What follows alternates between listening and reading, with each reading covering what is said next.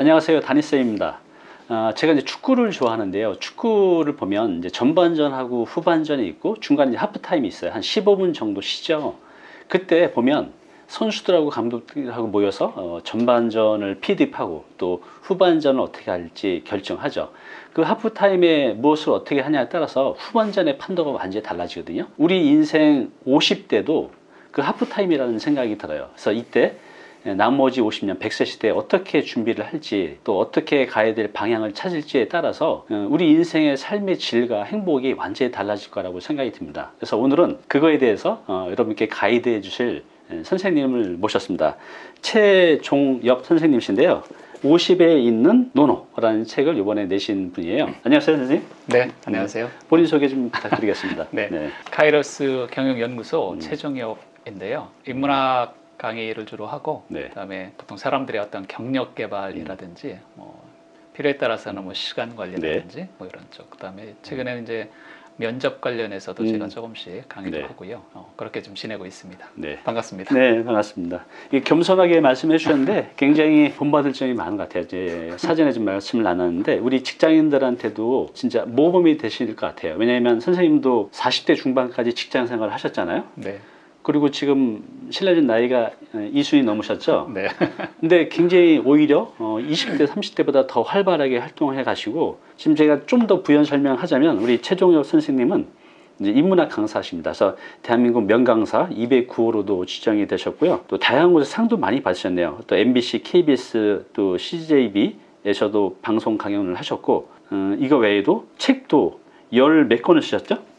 한 15권 네, 정도 썼습니다. 15권. 이 책 쓰기에 대해서도 이제 말씀을 좀 드릴 텐데요. 제가 이제 시작하기 앞서 선생님이 쓰신 요 앞부분에 들어가면서 이거 제가 한번 읽어볼게요. 네. 쉼없이 달리면 먼저 도착할 줄 알았습니다. 선생님의 얘기를 본인이 직접 쓰신 거예요. 먼저 도착하면 더 많이 쉴 수 있고 더 즐거운 삶이 기다리고 있을 줄 알았다고 합니다. 달리기를 멈출 수 없었습니다. 50이 되어 인생에 쉼없이 달리는 게임이 아니라는 걸 알았습니다. 퇴직, 실직, 전직, 이직, 실패, 부도, 조기 은퇴, 명예퇴직, 건강 등 뭐 하나 긍정적인 게 없지만 그냥 주저앉기엔 너무나도 긴 시간이 기다리고 있습니다. 선생님도 그런 과정을 겪으셨다는 거죠. 40대 중반에 은퇴해서 굉장히 힘든 시기가 있었는데 그래서 50의 노노를 만나서 가야 될 방향을 찾고 굉장히 행복한 삶을 살아가고 계신데 그래서 50대는 노노를 읽어야 된다고 생각하시는 거죠. 또 그렇게 또 전파하고 계시고요. 네. 왜 그렇죠? 노노를 왜 50에 한번 읽어봐야 될까요? 제가 이제 그 50이라는 단어 제가 이제 개인적으로 생각하기에는 예를 들어서 55세가 있잖아요. 55세 정도면 이게 30세부터 30세와 80세의 중간이에요. 55세가. 제가 일반적으로 생각해 보면은 30세부터 이제 열심히 예를 들어서 직장 생활을 한다든지 사업을 한다든지 이렇게 해서 한 20년, 25년 쭉 하게 되면 이제 50세, 55세가 되잖아요. 그래서 인생 전반전이 지나가는데 가만히 생각해 보면은 55세라 치더라도 앞으로 또 그만큼의 인생의 전반전만큼의 시간이 남아 있잖아요. 맞아요. 그러니까 딱 이 중간에 서서 과거를 되돌아봤을 때 나의 삶이 행복하고 나의 삶이 만족스러웠다. 그러면 keep going. 계속 가시면 되는 거잖아요. 하지만 뭔가 이렇게 인생의 중반전에서 과거를 되돌아봤을 때 뭔가 좀 아쉬움이 남는다든지 좀 더 잘할 수 있었을 텐데 이런 생각이 든다라고 하면 뭔가 이 시점에서 체인지를 해야 된다는 거죠. 그래서 뭐 생각의 체인지가 될 수도 있고요. 뭔가 여러 가지 변화가 될 수 있는데 그 중에서 정말 제가 이 노노를 이렇게 선택을 해보니까 노노라는 것이 보통 사람들이 생각할 때는 너무 고루하다 뭐 이렇게 생각할 어렵다. 수도 있지만 거기엔 정말 굉장히 기본적인 것들이 굉장히 많이 들어있더라고요. 현대 생활에도 다 적용이 될 수 있는 건가요? 그래서 오늘 그 말씀을 좀 드릴 수 있을 것 같기는 한데요. 뭔가 고민스럽고 이럴 때 맞아. 노노의 그런 얘기가 아주 이게 뭐 무슨 그 코카콜라처럼 턱 쏘는 게 아니라 예를 들어서 뭐 이렇게 곰국이나 이런 것처럼 뭔가 좀 믿음이 있고요. 맞아. 그게 결국은 그게 맞는구나 이런 생각이 들더라고요. 그래서 그러한 것들이 사실 굉장히 많기 때문에 그래서 우리는 이제 그 고전 중에 사실 동양 고전 중에 최고의 고전이라고도 하잖아요. 사람들이 왜 그렇게 불렀을까? 거기에 다 이유가 있었을 거라는 생각이 들고요. 저 또한 이제 그 책을 읽어보니까 제 삶이 좀 이렇게 판단이 좀 어려울 때, 맞아, 결국은 내가 약간 손해 보더라도 이렇게 하는 게 맞는 거구나라는 것들을 노노에서 많이 찾아볼 수가 있겠더라고요. 맞아요. 우리가 이제 우리 삶이 선택의 연속이잖아요. 근데 그 선택을 한번 잘못하면 완전히 나락으로 떨어질 때도 있고, 또 선택을 잘하면 좋은, 또 내가 만족한 삶을 만들어 갈 수도 있는데, 공자님께서 쓴 이 논어가 인생 후반전 50 이후에 어떤 선택을 하면서 살아가야 될지 그런 이제 가이드도 좀 해주고 있는 거죠. 근데 이게 좀 내용이 어렵잖아요. 그래서 우리 선생님 모시고 좀 더 쉽게 이 논어를 이해할 수 있게 여러분께 가이드를 해드리도록 하겠습니다. 이제 제가 아까 맨 앞부분 읽었는데 뒤에 이제 나오며 삶이 흔들릴 때 나를 다잡아준 논어라고 해서 쓰신 글이 있는데 제가 한번 읽어볼게요. 네. 잘 다니던 대기업을 왜 중간에 나왔을까 궁금할 수도 있겠지만 저는 20년 직장생활을 하고 40대 중반에 자의반 타의반으로 회사를 나왔다고 합니다. 이제 선생님 말씀이에요. 어떤 구체적인 준비도 없이 바로 명예퇴직을 했습니다. 이 40대 중반에 저도 40대 중반이거든요. 근데 정말 나오면 다 잘 될 줄 알고 나왔는데 그렇지가 않더라고요. 근데 선생님도 이렇게 나올 때 두렵지 않았어요? 물론 이제 두려움이 없었다고 말씀드리기는 좀 어렵지만은 사실 그 두려움보다는 야, 내가 나가면 뭘 못하겠느냐. 저도 그랬어요. 그런 자신감이 사실은 있었던 거죠. 왜냐면 회사에서도 뭐 나름대로 중간 예상은 갖고 이러니까 나만 열심히 하면 내가 하고 싶은 거 하고 잘 살 수 있을 거야 라고 생각을 했지만 그 우산이었죠, 사실은요. 그죠. 그래서 이제 그러면서 이제 인생을 배우는 것 같아요. 맞아요. 그래서 여기 보면 이제 선생님 또 재밌게 쓰신 게 있어요. 여러분도 공감하실 겁니다. 한번 들어보세요. 사람들에게 둘러댔던 퇴직 이유는 그럴듯했다고 합니다. 이제 더는 내가 아닌 남의 인생을 위해 시간을 쓰지 않았고, 또 이제 더는 회사 대표의 꿈을 위해 시간을 쓰고 싶지 않다고, 또 이제 더는 타인의 목표 달성을 위해 들러리 서고 싶지 않다고, 이제 더는 선택당하지 않고 내가 나의 꿈과 미래를 선택하며 살고 싶다고, 이래서 이제 나오게 되신 거죠. 하지만 들어보세요. 하지만 퇴직 후 불과 몇 달이 지나지 않아 우아하고 품위 있는 나의 삶이 중요한 게 아니라 매달 들어와야 하는 월급이 더 필요하다는 것을 실감했다고 합니다. 너무 솔직한 것 같아요.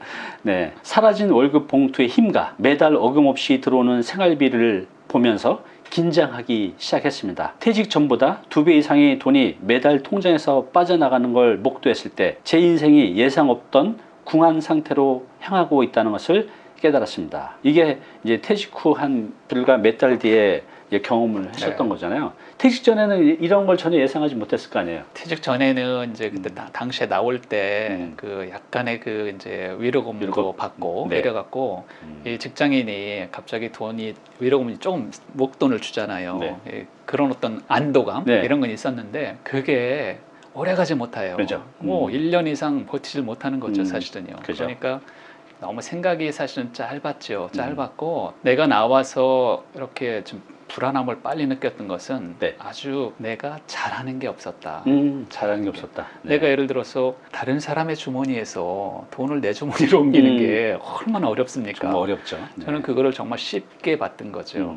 근데 그만큼의 어떤 가치를 줘야 되는데 그런 가치도 없고 나는 뭐 대기업 출신이야. 나는 한 군데서 오랫동안 전문가야 라고 생각해 봤지만 그거는 저의 생각이었고요.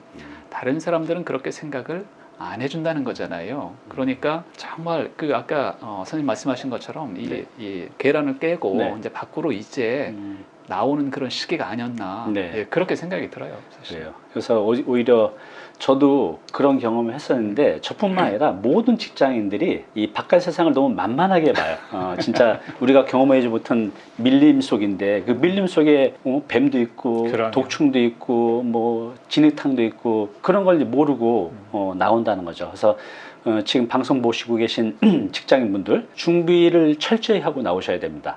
여기 또 이제 이런 내용이 있습니다. 그래서 이제 이런 이제 어려움을 겪고 이제 목표를 정했다고 합니다. 하나는 인생 후반은 강의를 하면서 살자였고 다른 하나는 급여가 적더라도 시간 여유가 있는 경제 활동을 하자. 이렇게 목표를 이제 딱 정한 겁니다. 시간을 돈으로 바꾸는 직장인의 삶에서 이게 이해가 되시죠? 내가 직장에서 아침 9시 출근해서 6시까지 열심히 내 시간을 투자해야 돈이라는 월급을 받을 수가 있잖아요. 그런데 이제 반대로 그 돈만큼 시간을 만들어 더 가치 있는 것에 쓰기로 했습니다. 이 대목이 우리 직장인들은 잘 이해가 안 되실 것 같아요. 그러니까 내 시간을 돈으로 받는, 월급을 받는 건 이해가 되는데 경험 안 해보셨으니까. 그래서 그 돈만큼 시간을 만들어 더 가치 있는 것에 쓰기로 했습니다. 이 부분을 좀 설명 좀 부탁드릴게요. 이제 인생 전반을 제가 생각해 보니까 네. 그 열심히는 살았지만 내가 원하는 방향대로 사는 것이다라고 생각하기가 좀 어렵더라고요. 그래서 예를 들어서 돈은 좀 적게 번다 치더라도 네. 내가 조금 더 원하는 방향으로 행복하게 산다라고 하면 네. 그게 더 좋은 삶이고 그게 더 나은 삶이 아닐까. 그렇죠. 이런 측면으로 생각을 해본 거죠. 네. 그래서 월급이 좀 적다 치더라도 수입이 네. 적다 치더라도 내가 조금 더 행복하면 내가 돈을 많이 범에도 불구하고 불행하다면 그거보다는 돈이 좀 적더라도 네. 원하는 삶과 좀 더 행복한 삶을 살 수 있다라면 그게 더 가치 있는 게 아닐까. 저는 개인적으로 그렇게 생각을 한 거죠. 그렇군요. 네. 제가 아시는 분이 이제 강남에서 대형 식당을 3개를 해서요. 재산이 한 350억 정도 되거든요. 이제 올해 나이가 62이신데 지방에서 올라와서 20대 중반부터 이렇게 일을 하신 거예요. 네. 근데 이제 식당을 3개를 하다 보니까는 재산은 지금 300억대를 넘게 버셨지만 월, 화, 수, 목, 금, 토일 쉬는 날이 없어요. 그래서 남들이 봤을 때 성공했다고 볼 수 있지만 그분하고 제가 대화를 하면 다시 내가 20대로 돌아간다고 하면 이렇게 절대 안 살 거라는 거죠. 돈은 모았지만 내 가족, 내가 사랑하는 사람들, 또 내 개인적인 삶을 다 포기하고 살았다는 거죠. 네, 맞습니다. 그래서 어떤 이제 삶의 균형, 선생님이 말씀하시는 것도 그런 것 같아요. 인생 중반에는 내가 돈을 버는 것만 목적으로 살 것이냐, 아니면 돈을 좀 덜 벌더라도 내 가족과 내 삶을 그렇죠. 좀 찾아갈 것인가. 그런 이제 삶의 균형이 50대 이후에는 필요한 것 같아요. 그죠? 네. 여기 또 이런 대목이 있습니다. 독서에 대해서 말씀하셨어요. 네. 직장 생활 20년 동안 읽었던 책보다 퇴직 후 1년 동안 읽은 책이 더 많았습니다. 그래서 이 책에 보면 이제 선생님이 독서의 중요성도 말씀하셨고 50대 이후의 독서 방법에 대해서도 말씀하셨는데 우리가 독서가 좋은 건 다 알잖아요. 그럼요. 근데 이제 직장 다닐 때 이 독서를 이제 충분히 해두면 이 힘으로 나와서 많은 이제 힘이 생기고 또 더 좋은 선택할 수 있는 그런 통찰도 생기는데 이게 말이 쉽지 잘 안 되잖아요. 어렵죠. 근데 선생님도 직장 나오셔서 그 20년 동안 읽은 것보다 1년 동안 더 많은 책을 읽었다고 하는데 그런 이유가 있었나요? 또 그렇게 읽고 나서 삶이 더 좋아지셨나요? 어때요? 네, 이제 사람이 뭐 화장실 들어갈 때하고 나올 때하고 생각이 다르다고 그래서 제가 이렇게 쓴 건지는 모르겠지만 제가 직장 생활 때 되돌아보면은 사실은 이제 회사 일 하기도 되게 바빴고 그다음에 출근하고 퇴근 시간만 사실 기다리면서 그렇죠. 굉장히 많이 살았다라고 생각이 드는데요. 그 시간에 독서를 진짜 못했어요. 읽을 수가 없더라고요. 없는데 퇴직하고 나서 이제 여러 가지 책을 이렇게 쭉 보면서 어떤 생각이 들었냐면 이게 과거에 이렇게 좀 읽었으면은 내 삶에 확실히 큰 도움이 됐을 것이다 이게. 하지만 뭐 이미 지나간 거는 어쩔 수 없으니까요. 그래서 현재 이제 많은 직장인분들이 책을 많이 못 읽으셔도 뭐 현실이 그러니까 어쩔 수는 없는데 문제는 이제 깨달았을 때 야, 책이 정말 필요하구나. 깨달았을 때 책을 많이 읽으셔도 전 그게 가장 현실적인 방법이라고 생각해요. 사실은요. 미리미리 이렇게 할 수 있으면 너무 좋지만 그래서 이제 책을 쭉 이렇게 읽어보니까 저 개인적인 입장으로 보면 되게 생각이 많이 바뀌더라고요. 생각이 많이 바뀌고 바뀐다는 게 어떤 의미죠? 삶을 이렇게 바라보는 시각도 바뀌는 것 같아요. 정말 중요한 게 뭐냐 이게. 중요한 게 뭔지 삶에서.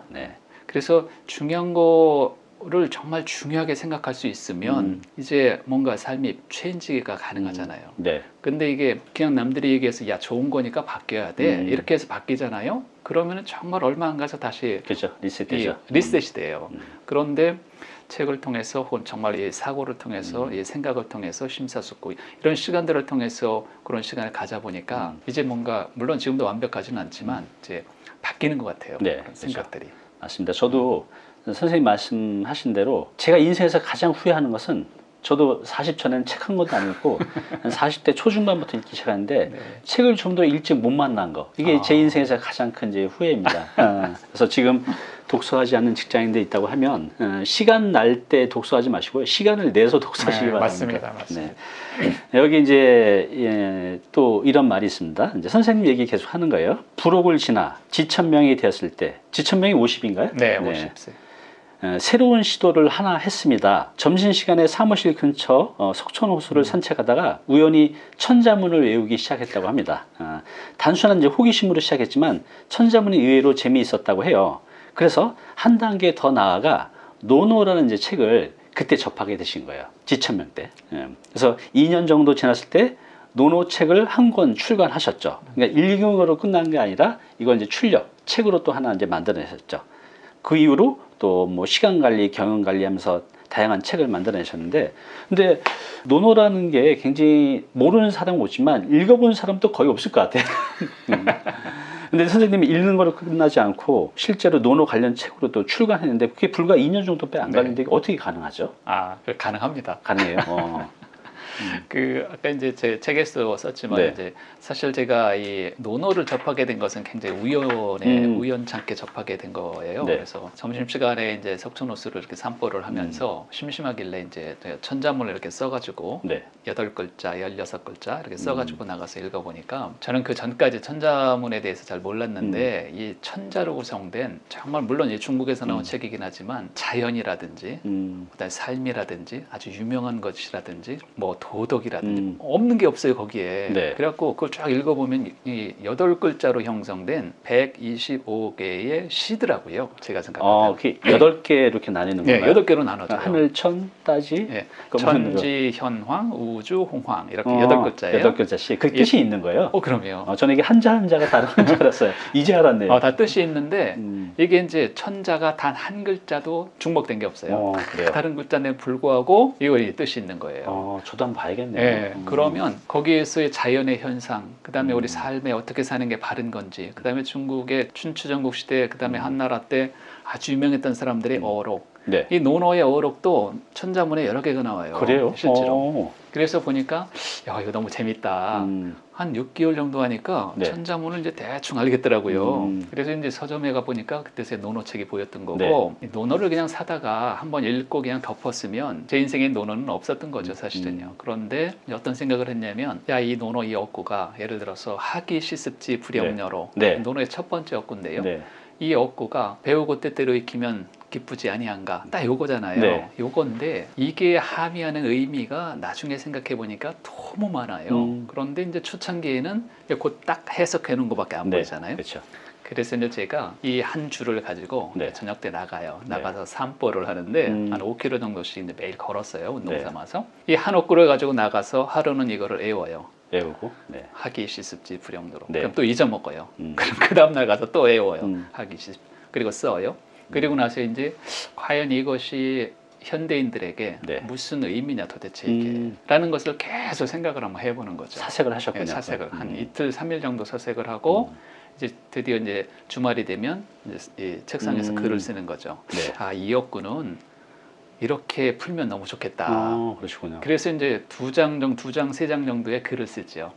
그거를 예를 들어서 일주일에 하나 정도씩 쓰게 되면은 1년이면 사실은 한 50개를 쓰잖아요. 책 한 권 분량이 되는 책 한 권 나오는 거잖아요. 그래서 실제로 뭐 그거보다 시간은 좀 더 걸렸지만 한 2, 3년 정도 지난 다음에 이제 지금 생각해 보면 되게 못 썼지만 그래도 첫 번째 논어책을 그렇게 발행을 하게 된 거죠. 그렇군요. 그래요. 우리가 이제 요즘에 뭐 책을 몇 권 읽었네, 1000권 읽었네, 10,000권 읽었네, 그것보다 더 중요한 건 이제 선생님처럼 단 한 권을 읽어도 그냥 이제 씹어가면서, 곱씹어가면서, 사색하면서 이 글과 내가 만나서 화학적을 일으켜서 뭔가를 이렇게 만들어내는 거. 그래서 이렇게 출력 작업에서 책으로도 내셨잖아요. 그래서 이런 고전들은 이렇게 곱씹어가면서 읽어보는 게 굉장히 중요한 것 같아요. 그래서 내가 살아온 가정도 한번 되돌아보고 또 앞으로 어떻게 살아가야 될지도 이 구절을 통해서 한번 찾아보면 좋으실 것 같아요.